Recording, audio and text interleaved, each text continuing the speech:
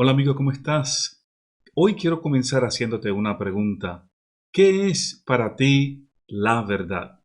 Esa es la pregunta que Poncio Pilato le hizo a Jesús justo antes de enviarlo a crucificar. Hoy vamos a hablar sobre la verdad y el relativismo. Mi nombre es Andy Colón y este es tu programa de formación Conociendo tu Fe.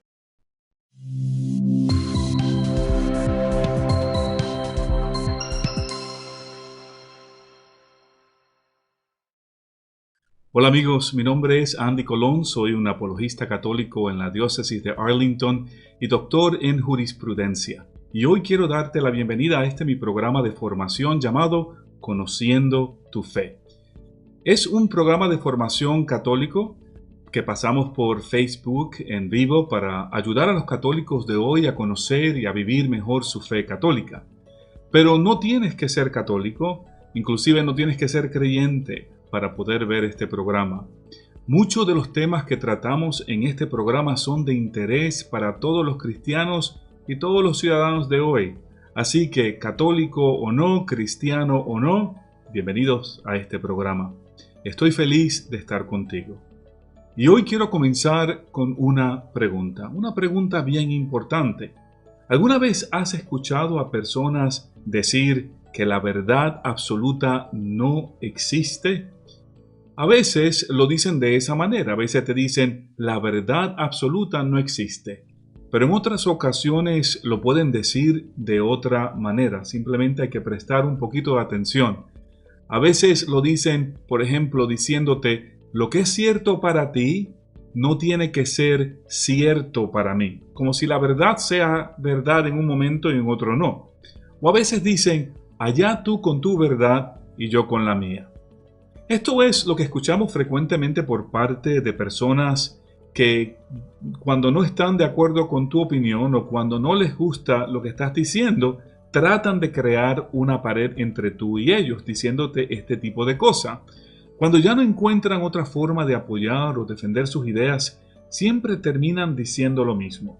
Tú cree en lo que quieras creer y déjame a mí creer en lo que yo quiero creer. Esta es una defensa que comúnmente escuchamos cuando nos quieren decir no te metas en mis asuntos privados.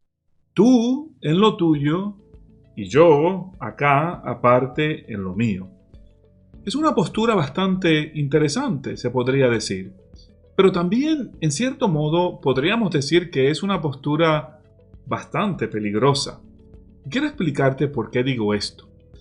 El gran filósofo griego Platón decía que podemos perdonar fácilmente a un niño que le teme a la oscuridad, pero que la verdadera tragedia de la vida es cuando los hombres le tienen miedo a la luz. O sea, cuando los hombres le tienen miedo a buscar la verdad. Y este miedo, que hasta cierto punto es una incapacidad, es algo contrario a la experiencia humana, en la que las personas generalmente van en búsqueda de la verdad. Por ejemplo, historiadores, científicos, teólogos y otros se reúnen frecuentemente para debatir temas y asuntos importantes precisamente en búsqueda de esa verdad.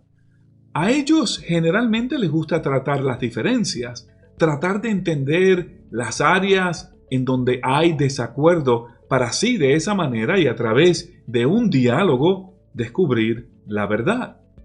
Pero lamentablemente en el mundo de hoy, tal parecería como si a la gente no le importara la verdad. Es más, en muchos casos a la verdad se le trata de esconder, se le trata de ocultar e inclusive para muchas personas la verdad es tan y tan incómoda que es mucho mejor vivir una vida fingiendo y pretendiendo como si la verdad no existiera que tratar de buscar de ella. Y cuando tú, como cristiano, tratas de hacer una corrección partiendo de una verdad cristiana, te acusan de muchas cosas. Te llaman fanático, te llaman ignorante, te llaman arrogante y hasta te dicen que estás loco. Y esto es algo que vemos frecuentemente en conversaciones, sobre todo conversaciones sobre asuntos morales, en el ámbito moral. Ahí ni que se diga. te dicen homofóbico, paternalista, hasta te pueden llamar de racista. Los insultos no acaban. La gente se pone violenta y hasta te pueden agredir físicamente porque no les gusta tu punto de vista. Por eso es que por eso es que se molestan y te insultan, simplemente porque a ellos no les gusta lo que estás diciendo. No es porque tu argumento no tenga lógica, sentido o razón, pero es porque les incomoda, no les gusta escuchar la verdad o simplemente sienten que tu verdad cristiana va en contra de sus nociones modernistas y progresivas que supuestamente deben reflejar nuestros tiempos. Es más, en el ámbito moral, casi siempre cuando te encuentras con una persona que toma esta postura de que conmigo no te metas, podemos ver que en ocasiones a veces están tratando de ocultar algo malo, algo feo, algo inapropiado. No siempre es así, por supuesto, pero en ocasiones puede ser.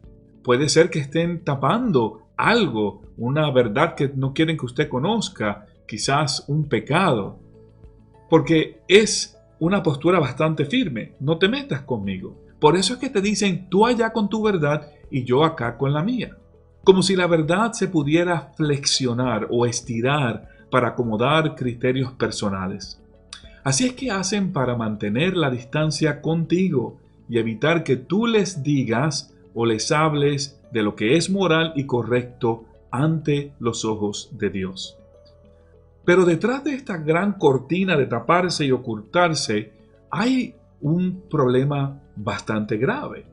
Primero que nada, esta postura que afirma que no hay una verdad absoluta o objetiva que aplique a todo el mundo por igual, de la manera en que lo digan, esa postura no tiene sentido. Es más, las mismas personas que lo dicen al decirlo no saben lo que dicen, porque si lo supieran no lo dirían.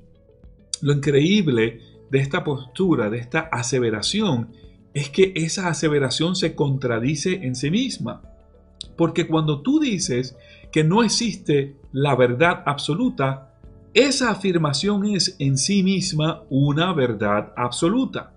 Si tú absolutamente no crees que la verdad absoluta existe, entonces te estás contradiciendo al decirlo. Es así de fácil. Es como si alguien quisiera condenar la crítica, por ejemplo, diciéndote: no quiero hablar contigo porque tú lo único que haces es juzgar a la gente. Bueno, al decirlo, esa persona está haciendo exactamente lo que critica. Es contradictorio porque, por un lado, no le gusta la crítica, pero por otro lado, ¿qué está haciendo? Te está criticando. O sea, por un lado, dice que la verdad absoluta no existe, pero por otro lado, está afirmando una verdad absoluta al decirlo. Eso es obviamente ilógico. Esa postura obviamente no tiene sentido. Pero hay gente que habla así. ¿Y quiénes son estas personas que actúan de esta manera? Bueno, ellos tienen nombre y apellido. A ellos se les conoce como los relativistas. Personas que viven y actúan en el relativismo. El relativismo es la creencia de que la verdad no es objetiva, sino subjetiva. Y peor aún, relativa a las circunstancias de cada persona. Los relativistas dicen que la verdad está en el ojo del espectador. Para ellos, las proposiciones morales no son verdades morales absolutas y universales que aplican a todas las personas por igual, sino más bien son verdades morales relativas a la cultura, a la historia, a lo que la sociedad diga y hasta relativas según sus situaciones únicas y personales. Por ejemplo, estas son personas que hablan muy bonito de Dios, se la pasan posteando o enviándole mensajes muy lindos a las personas en Facebook o en otros medios, hablan de Dios y dicen cosas maravillosas, pero cuando tú comienzas a conocerlos un poquito más, te comienzas a dar cuenta que estas personas están viviendo una vida quizás de gran pecado, un pecado que es inconsistente con lo que están diciendo. Quizás son personas que no van a la iglesia y que afirman firmemente que no vale la pena ir a la iglesia. La iglesia soy yo, ¿por qué tengo que ir a un templo? Aunque hablan de Dios, en ocasiones pueden ser personas que conviven con sus parejas o simplemente no están casadas. Si tienen la oportunidad, en algunos casos, de adulterar a escondidas de sus parejas, ningún problema con hacerlo porque lo que importa es el momento. Además, ¿quién me va a juzgar? ¿Quién tiene derecho a juzgarme? Dios lo perdona todo y es muy misericordioso. Porque Dios es para ellos como una especie de juguetito, que lo hacen hacer y creer lo que ellos quieren que Él haga y Él crea. Y si a ti, como amigo o familiar, se te ocurre como buen cristiano decirles algo, darle un buen consejo, te cortan la cabeza, te insultan y hasta te dicen que eres un religioso fanático. ¿Por qué? Porque son relativistas. Tú como cristiano, no importa cuánto los ames a ellos, quizás porque son tus amigos o familiares, no puedes decirle lo que ante los ojos de Dios está mal.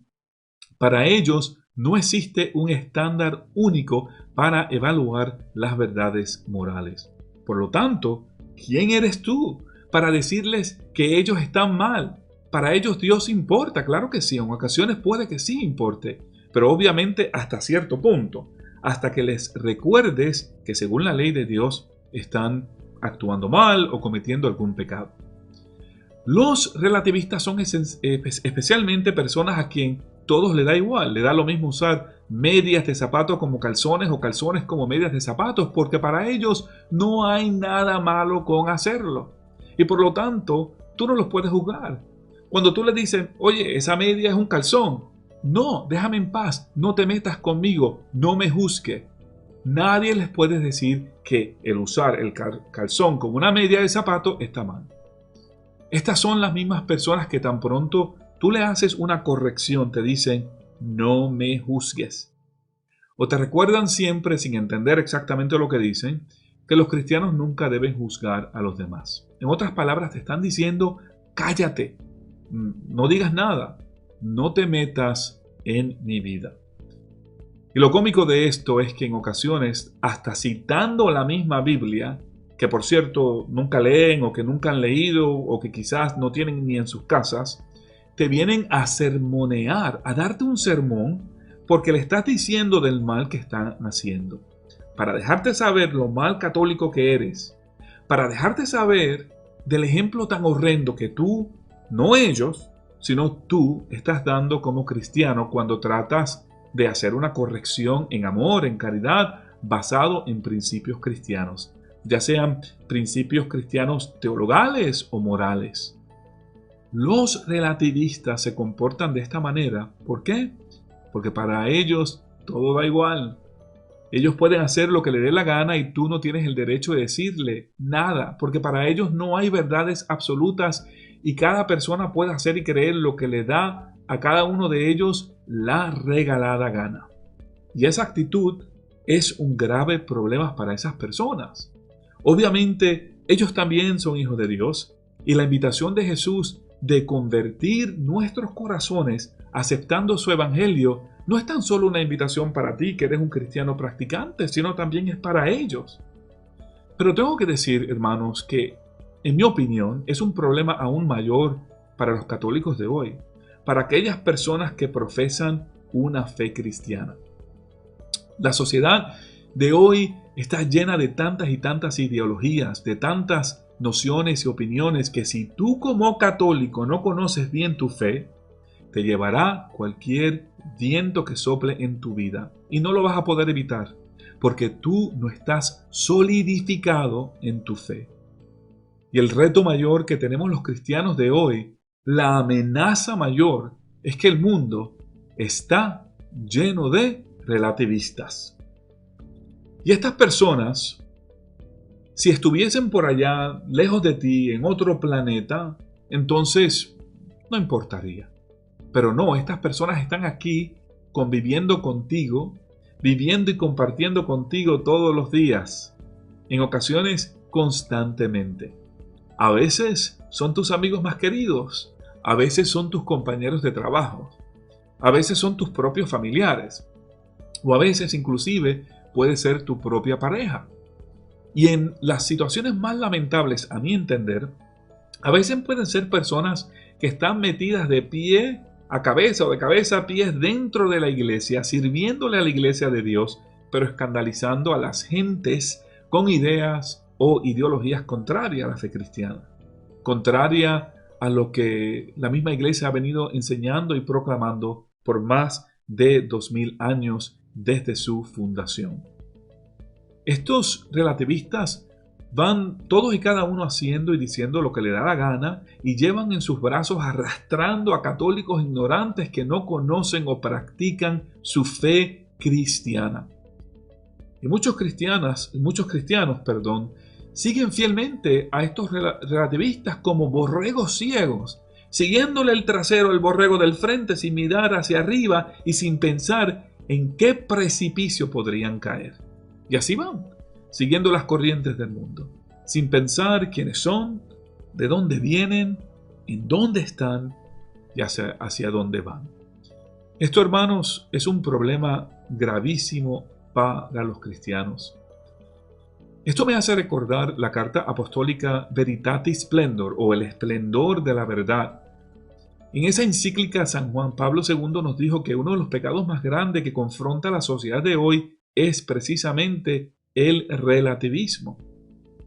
Precisamente sobre la pregunta que le hiciera Poncio Pilato a Jesús, que fue la pregunta con la que comenzamos este programa, sobre qué es la verdad, San Juan Pablo II nos decía que esa pregunta refleja la angustiosa perplejidad de un hombre que a menudo ya no sabe quién es, dónde viene y a dónde va. De igual forma, hemos visto cómo papas recientes han dicho lo mismo. El Papa Benedicto XVI decía que hemos caído bajo la dictadura del relativismo. Y nuestro Papa actual, el Papa Francisco, ha repetido muchas veces que el pecado más grave de nuestra sociedad actual es la indiferencia, que es una forma de relativismo donde podemos ver en la calle a una persona morir de hambre y nos da igual, no nos importa. Recientemente aquí en los Estados Unidos hubo una noticia de una mujer que fue violada sexualmente en pleno día en el metro de Nueva York y nadie, absolutamente nadie, movió un dedo para evitarlo. Pero ¿saben lo que los espectadores sí hicieron? Estos relativistas, estas personas relativistas, lo que prefirieron hacer fue sacar sus camaritas del celular para grabar el incidente y así luego ponerlo en Facebook y en otras redes sociales. Imagínense ustedes, así de mal estamos. Y lo peor de todo esto es que estos relativistas, en muchos casos, relativistas que se autoproclaman católicos, comienzan a actuar sin saber realmente lo que creen y lo que piensan, y mucho menos piensan en las consecuencias graves de sus actos, de sus palabras, de sus pensamientos. Porque el relativismo tiene consecuencias muy graves. Voy a compartir contigo un ejemplo sencillo y un poco exagerado para demostrártelo. Si alguien, por ejemplo, te dijera no hay una verdad absoluta y tú te molestas y le pegas un puñetazo en el estómago, probablemente esa persona se enojará contigo. Pero si esa persona es un relativista, entonces, según su propio criterio, tendría que aceptar el que tú pienses que no hay nada malo con el pegarle puñetazos en el estómago a los demás. Porque si bien golpear a alguien en el estómago puede estar mal para él, para el relativista, puede que no sea malo para ti o para otras personas. Porque, según este ejemplo, ¿quién dice que está mal pegarle un puñetazo en el estómago a una persona? Pero cuando tú comienzas a dar este tipo de ejemplo, a decirle al relativista, no te molestes conmigo porque para mí pegarte en el estómago no está mal. Cuando tú comienzas a dar este tipo de ejemplo y comienzas a hacer este tipo de cuestionamiento, ahí precisamente es cuando comenzamos a escuchar a los relativistas enmendar un poco su declaración original de que la verdad absoluta no existe, diciéndote algo que escuchamos con frecuencia. Y esto es, bueno, mientras tú no lastimes o le hagas daño a nadie, eres libre de hacer y creer lo que quieras. Amigos, yo he escuchado a padres de familias decir, yo no me meto en la vida de mi hija soltera, si ella quiere ser prostituta, eso es asunto de ella. Después que ella no le haga daño a nadie, no hay problema. ¿Cómo? Hay que sacudirse a la cabeza. ¿Qué tú dices?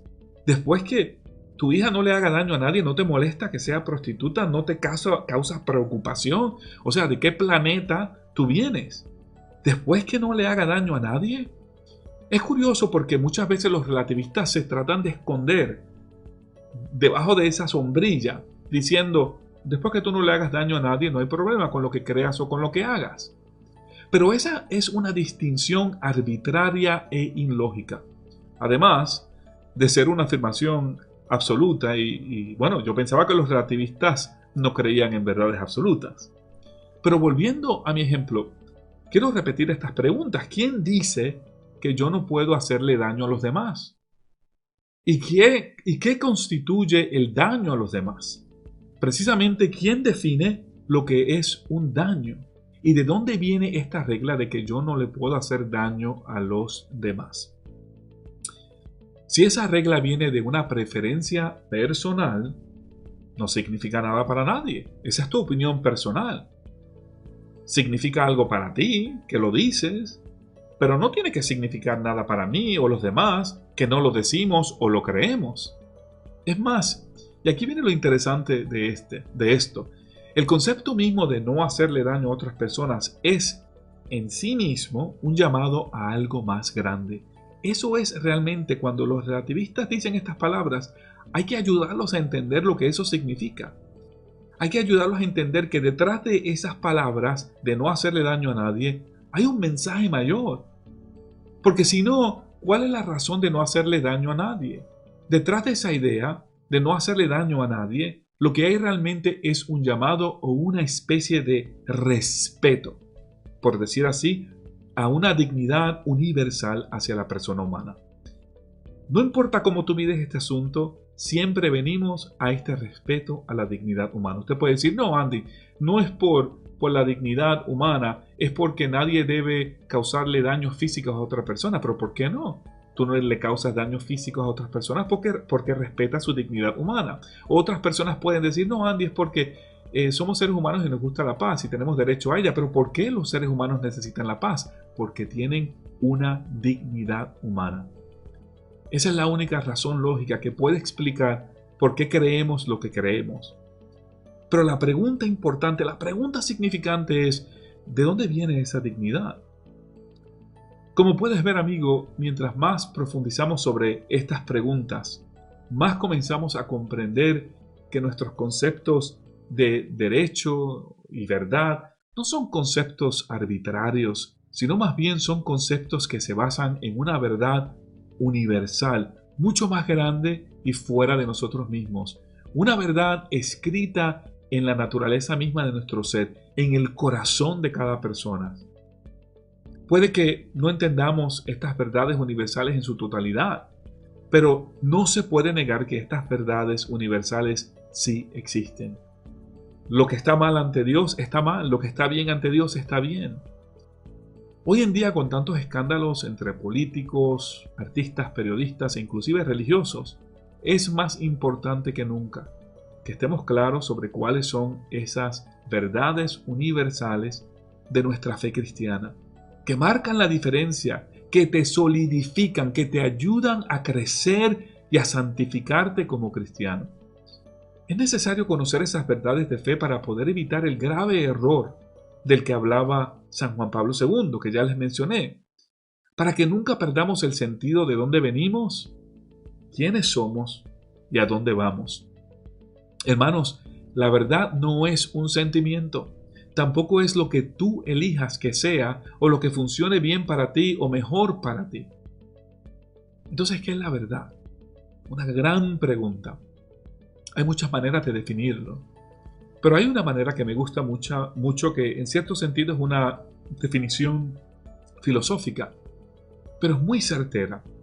La verdad es aquello que se ajusta a la realidad objetiva, ya sea en el mundo físico o en el mundo espiritual. Por ejemplo, en el mundo físico es una verdad que el agua se congela a los 32 grados Fahrenheit. Es también una verdad que 2 más 2 son 4. Toda persona racional reconoce estas verdades del mundo físico.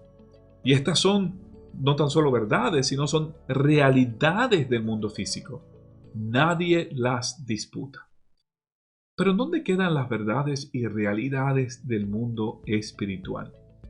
Porque para el cristiano, el mundo físico no es el único reino caracterizado por la verdad. Es más, no es el reino más importante. La verdad moral en el ámbito espiritual es tan cierta y verdadera como la verdad matemática, científica, como la verdad histórica. Hay verdades morales espirituales, hay verdades morales cristianas, hay verdades morales teológicas, hay verdades morales doctrinales. ¿Y de dónde vienen? ¿Te has hecho una vez esa pregunta? Estas vienen de Dios. Dios es la fuente de toda verdad. La Biblia precisamente nos declara esto clara y contundentemente. En Juan capítulo 8 versículo 32, Jesús dijo que conoceremos la verdad y la verdad nos hará libres.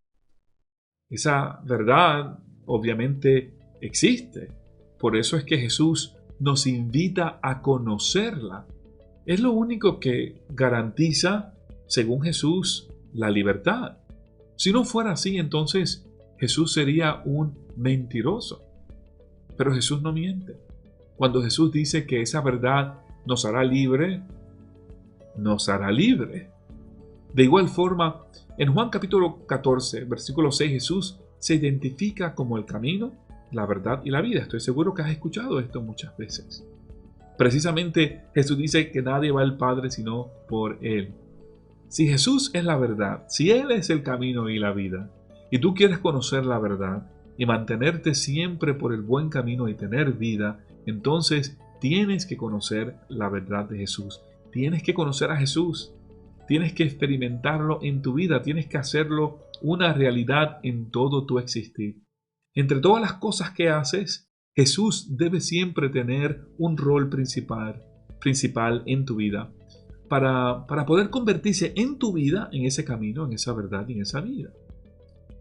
Otro pasaje que me gustaría mencionar es 2 de Timoteo capítulo 2 versículo 15, donde se nos dice que debemos siempre buscar la aprobación de Dios. Y en ese versículo nos dice cómo lo hacemos. En ese versículo se nos dice que tenemos que ser como un obrero irreprensible. Y estas son las palabras que utiliza el pasaje bíblico. Dice, experto en el manejo de la palabra de la verdad. ¿Cómo eres un gran cristiano? Bueno, si te conviertes en un experto en el manejo de la palabra de la verdad. La expectativa para los cristianos es que no tan solo tenemos la obligación de conocer la verdad, sino que también tenemos la obligación de manejarla bien. Pero obviamente tú no puedes manejar lo que no tienes. Tú no puedes manejar lo que no conoces. Son realidades. Para manejar la verdad tienes que conocerla. Para hacerlo tenemos que buscar la verdad, tenemos que tenerla en nuestra vida y luego asegurarnos que la estamos manejando bien. Porque qué triste sería que al tener la verdad en nuestras vidas no la manejemos bien. Por algo es que Jesús dijo que no todo el que dice Señor, Señor entrará en el reino de los cielos.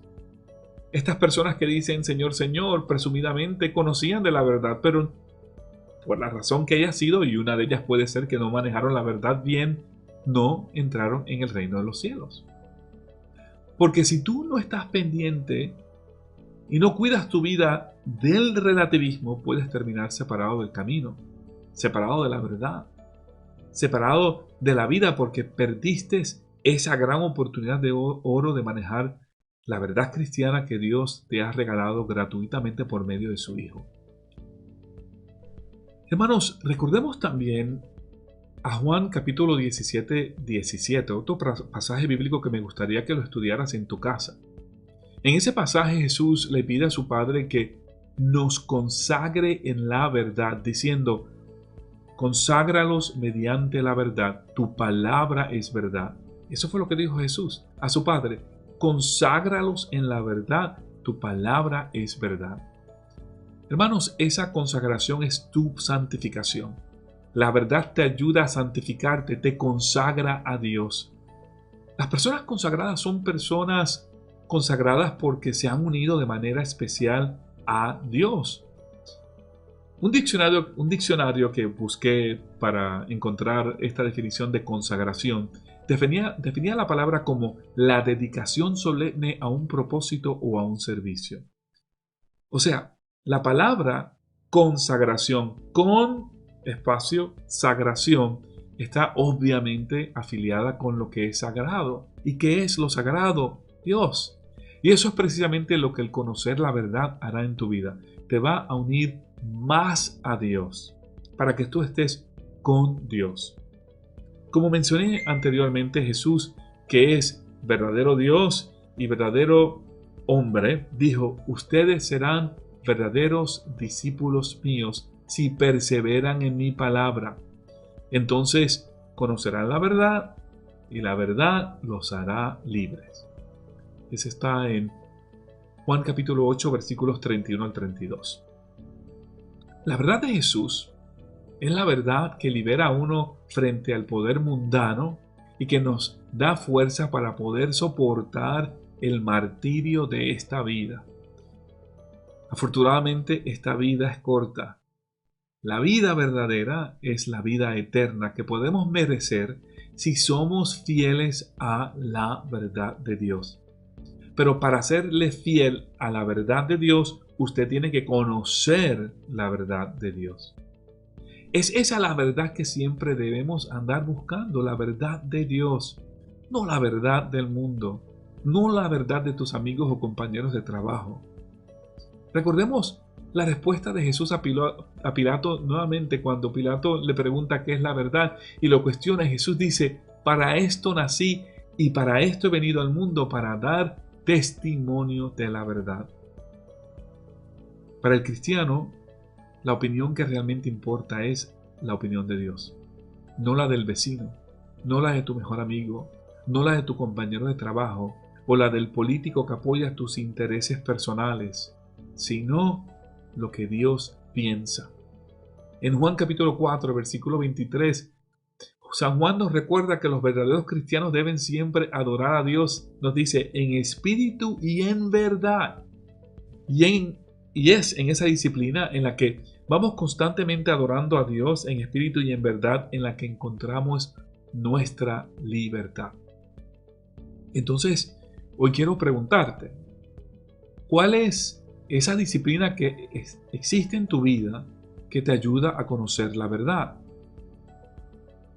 ¿Qué es lo que estás haciendo con tu vida espiritual? ¿Cuál es tu compromiso con Dios? ¿Cómo anda ese compromiso? ¿Cómo se ve?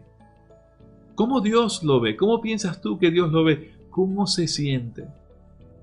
¿Cuán firmes son tus convicciones cristianas? Amigos, esa búsqueda de la verdad, mientras rechazamos el relativismo, es crítica y esencial para el cristiano de hoy. ¿Cuántas cosas se nos dice en la sociedad? Se nos dice que el aborto es bueno, es tu cuerpo, haz lo que te dé la gana con él. Mientras tanto, la palabra de Dios nos dice que el cuerpo es el templo del Espíritu Santo. El cuerpo es el templo de Dios. También se nos dice que el amor es amor, una expresión muy popular en estos días, para apoyar relaciones ilícitas. Mientras tanto, la palabra de Dios nos dice que el hombre dejará a su padre y a su madre y se unirá a su mujer y serán una sola carne. Tú encuentras una sola carne cuando hay un hombre y cuando hay una mujer. Que no hay problema con la pena de muerte ni la eutanasia. Mientras tanto, la palabra de Dios nos dice que Dios es el autor de la vida. Por lo tanto, solo Dios la puede dar y solo Dios la puede quitar. Y así se nos dicen tantas cosas sucesivamente.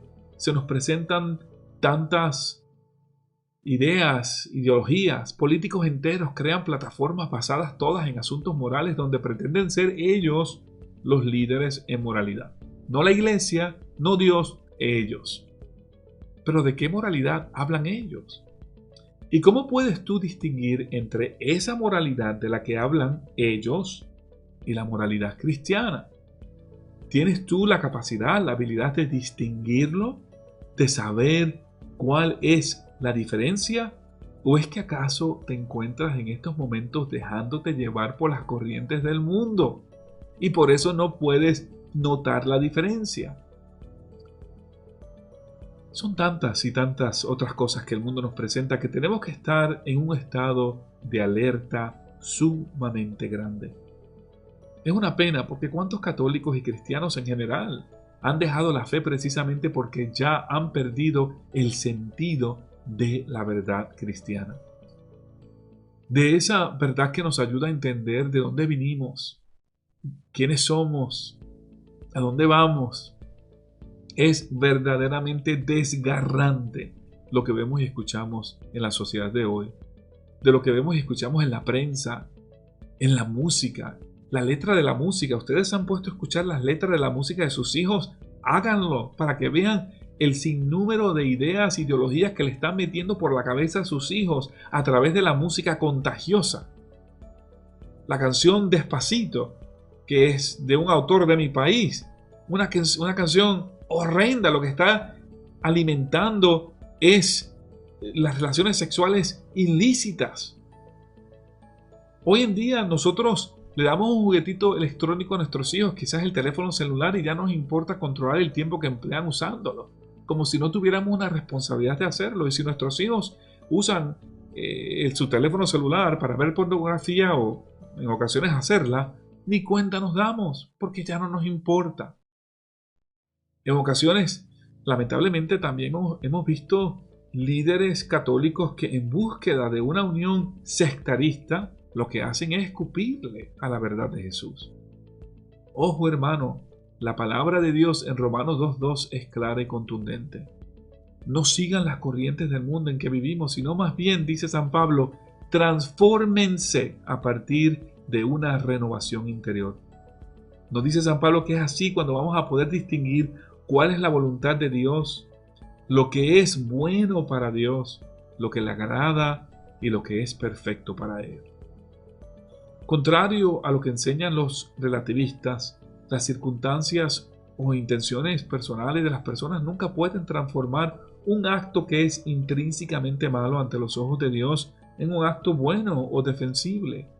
Por ejemplo, el aborto siempre es objetivamente malo y no puede ser bueno ni siquiera en casos de violación sexual o incesto. El día antes de su elección como papa, Benedicto XVI dijo que el relativismo era la manera en que las personas se dejaban arrastrar por cada viento de enseñanza. Y nos advirtió que estamos avanzando hacia una dictadura del relativismo, algo que mencioné anteriormente, que no reconoce nada como seguro y que, como meta más alta, está apuntando al ego y a los deseos propios. A los relativistas siempre les gusta hablar de la justicia, de la tolerancia, de la paz y la conservación de la creación. Todas estas palabras, por supuesto, son muy bonitas y suenan muy, pero que muy bien. Pero en sí mismas, estas palabras son vanas, porque no llevan en sí mismas una enseñanza. De hecho, ¿qué significan estas palabras? ¿Qué significa la paz? ¿Qué significa la tolerancia? ¿Qué significa el amor? ¿Quién tiene la autoridad para definirlas? El relativismo dice que estas palabras significan lo que tú quieras que signifiquen. Y eso es lo triste. Pero el catolicismo, por ejemplo, dice que estas palabras tienen un significado objetivo que Dios, por medio de su iglesia, enseña con autoridad y concretamente. Por eso la iglesia siempre proclama que los cristianos deben siempre seguir su conciencia. Pero esta postura es frecuentemente mal interpretada por los relativistas. Inclusive relativistas dentro de la misma Iglesia Católica, lo tengo que decir, porque es una realidad. Estos dicen que los católicos deben seguir su conciencia en todas las cosas y cuando tú le preguntas a qué te refieres, dicen, bueno, eso incluye el aborto, el control de la natalidad, la ordenación de mujeres y así sucesivamente. Es cierto, el catolicismo dice claramente que el hombre tiene derecho a actuar en conciencia y en libertad para tomar personalmente decisiones morales. Nadie, nos dice el catecismo, nadie debe ser obligado a actuar en contra de su conciencia. Pero la pregunta realmente importante aquí es, ¿cómo está nuestra conciencia cristiana? ¿En qué principios morales está formada nuestra conciencia? Porque una cosa es tu derecho a seguir tu conciencia y otra cosa es tener una mala conciencia. Una conciencia desarrollada por estas corrientes del mundo que San Pablo condenó en Romanos 2:2 no es, amigos, no es una buena conciencia. Tú las puedes seguir, pero estás mal, estás equivocado, no te estás uniendo a Dios, sino más bien te puedes estar separando de Él. Y lo peor de todo es que hoy vivimos en un mundo donde estos mismos relativistas que te invitan a vivir según tu conciencia tratan de impedir a las personas que actúen de acuerdo con su conciencia, sobre todo en cuestiones religiosas. Esta es la gran ironía de los relativistas. Porque lo que realmente te están diciendo no es que tú actúes según tu conciencia, sino que tú actúes según la conciencia de ellos. Que te olvides de tus propias creencias y convicciones y que aceptes solo lo que ellos dicen que es cierto y verdadero. Si tú estás de acuerdo con lo que ellos dicen y están empujando a la sociedad, como por ejemplo esas verdades morales que promueven, no hay problema, estás bien, eres una gran persona, eres admirable. Pero en el momento en que en el momento en que tú comienzas a actuar según tu conciencia religiosa, según tu fe cristiana, eres para ellos anatema, digno de condenación. Según la Iglesia Católica, seguir nuestra conciencia es lo que nosotros llamamos libre albedrío. Pero libre albedrío no significa que nuestra conciencia esté libre de toda responsabilidad o que pueda ignorar la verdad y la ley de Dios. A esto se refiere el catecismo como tener una conciencia bien formada. El catecismo asigna una gran responsabilidad a los cristianos de afirmar bien sus conciencias. Nos dice que la conciencia debe siempre atestiguar, ese es el término que utiliza, atestiguar la verdad de Dios.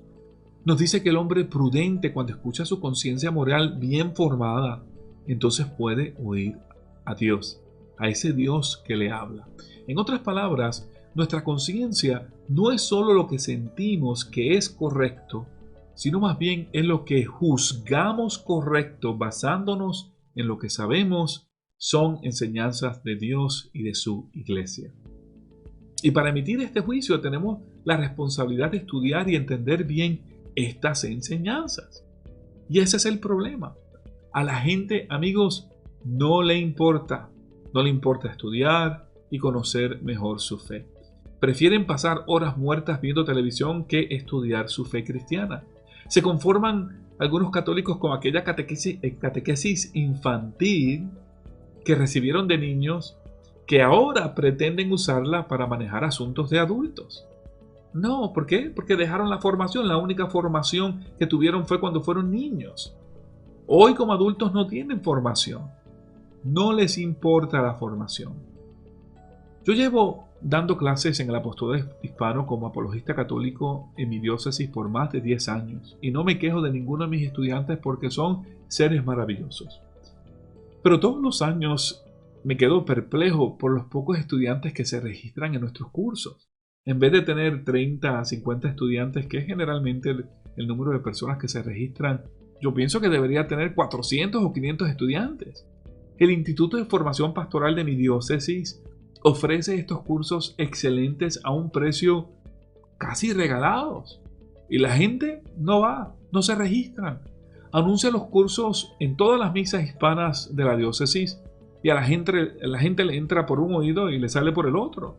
Como si el conocer la verdad, como si el formar sus conciencias no les importaba. Como si no fuera su responsabilidad. Como si el formar su conciencia no fuera un asunto de su propia responsabilidad. Y con esto, hermanos, quiero estar claro. No quiero decir que usted tiene que tomar una de mis clases o de mis compañeros del instituto para demostrarle a Dios que a usted le importa la verdad. Para nada.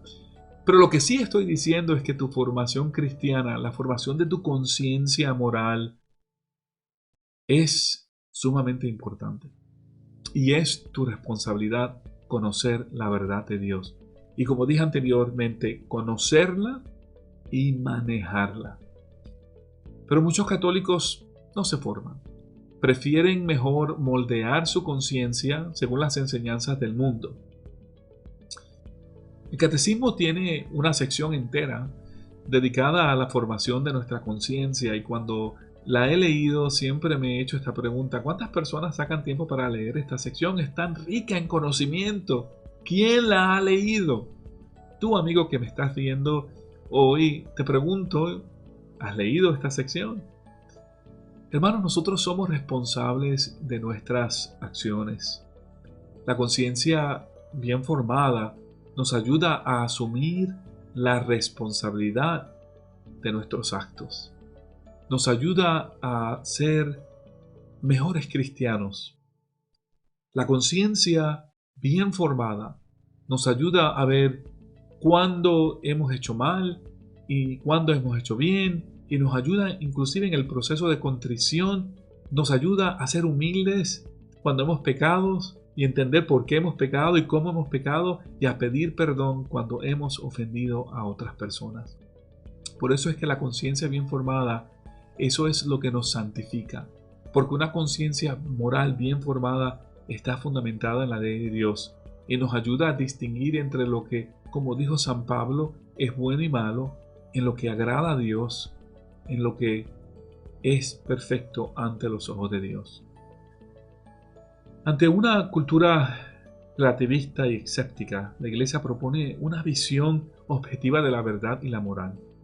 Un relativismo incapaz de aceptar la verdad objetiva termina destruyendo al hombre y haciéndolo probablemente perder su salvación. Ese es el gran riesgo.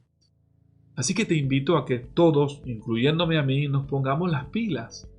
Basta ya del cansancio y de la ignorancia en nuestra vida espiritual. Vamos todos a formar bien nuestra conciencia moral según la ley de Dios para vivir mejor nuestra fe cristiana. En un momento voy a regresar contigo para leer algunos de tus comentarios y contestar algunas de tus preguntas. Sé que tengo algunas personas que están aquí en vivo, y si ustedes, alguno de ellos que me están viendo ahora mismo en vivo, tienen alguna pregunta, algún comentario, escríbanlo. Dentro de un momento voy a regresar contigo para compartir lo que estamos pensando y lo que me han dicho y las preguntas que quizás me estén haciendo. Así que no te retires, vamos a regresar en un segundo.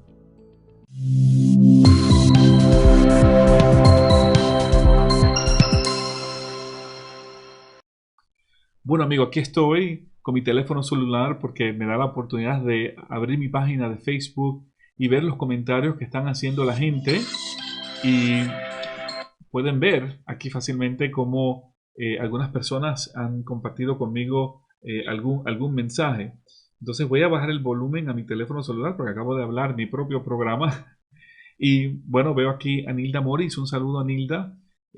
Un saludo a todos los hermanos del Señor de los Milagros aquí en el norte de Virginia. Esta es la época del Señor de los Milagros, y vamos a estar orando para que todas esas procesiones que se hacen por el mundo sean exitosas y que nos ayuden a nosotros a conocer un poco más la verdad y a desarrollar esa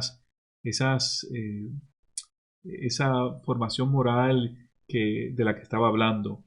Tengo también a mi hermana que comentó: Dios te bendiga, Andy, te amo. Un beso grande a mi hermana y a todos mis hermanos que están aquí conectados. Tengo una hermana, a Ángela, y a Judy, mis dos hermanas que están conectadas.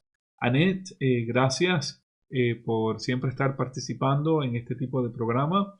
Y también a Tania, que la veo conectada. Veo que hay otras personas. No puedo ver la totalidad exacta porque no me lo permite la aplicación, pero veo también a Lívida del CIR. Un saludo, gracias por conectarte conmigo.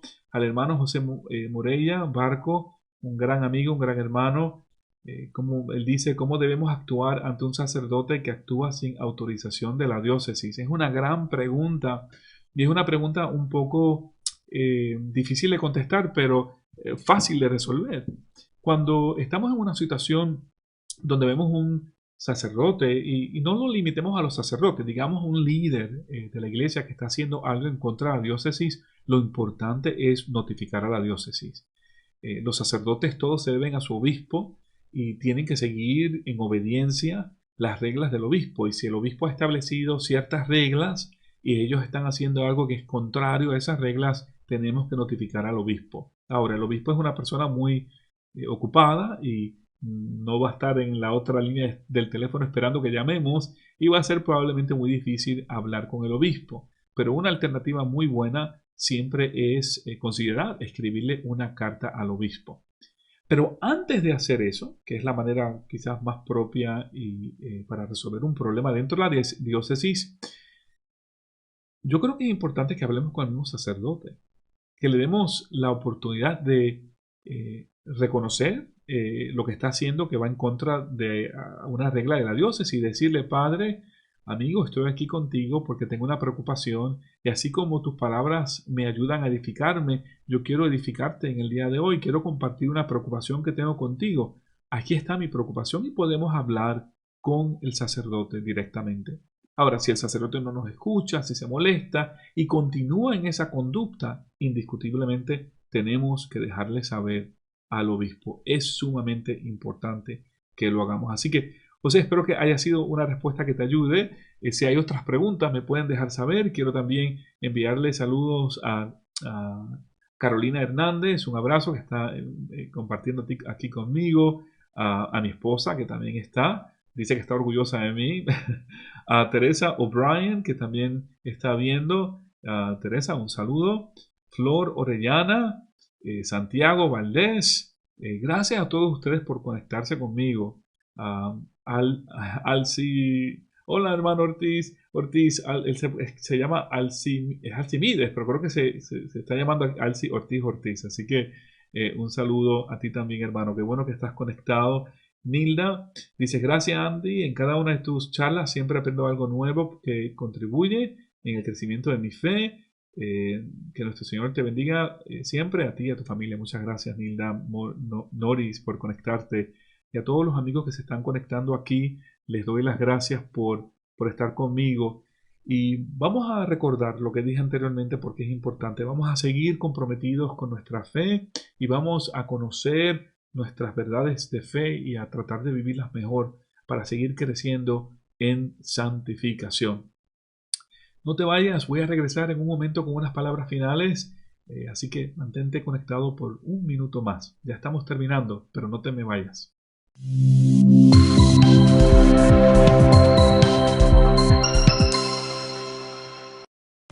Hermano, quiero nuevamente darte las gracias por haber estado conmigo en el día de hoy, aquellas personas que han sacado de su tiempo para conectarse en vivo. Parte de esta evangelización que llevo es un deseo profundo de poder compartir estos mensajes con las personas. Aquí yo no gano dinero, no monetizo, ni tampoco estoy compitiendo en un concurso de popularidad. Para mí, si hay 10 personas conectadas, es lo mismo que hay 1000. Pero lo cierto es que tengo un interés de llevar estos mensajes a otras personas y no lo puedo hacer solo. Necesito de tu ayuda, así que te invito a que hagas dos cosas importantes para mí. A que primero que nada te suscribas a mi página de YouTube. Si no has hecho, ve a YouTube, a mi página, y pones Andy Colón y ahí vas a poder encontrarme y te suscribes. Y también lo que puedes hacer es compartir este video en Facebook. Dale share. La semana pasada sobre 20 personas compartieron el video y eso me llenó de mucha ilusión porque sé que a través de ese compartir mi mensaje probablemente llegó a personas que no conocen de mí y no se hubieran podido conectar de esta manera. Así que te pido que compartas este video tan pronto terminemos, que vamos a terminar en un minuto, y te pido que también te suscribas a mi página de YouTube. Gracias por estar conmigo. El domingo que viene continuamos en este programa. Que Dios te bendiga y que tengas una semana bendecida.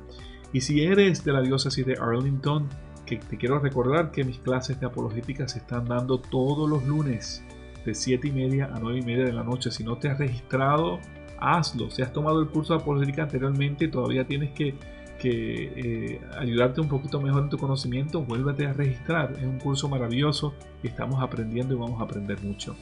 Gracias por estar conmigo y que Dios te bendiga. Hasta el domingo próximo a las 6:30. Este es Andy Colón en Conociendo tu Fe.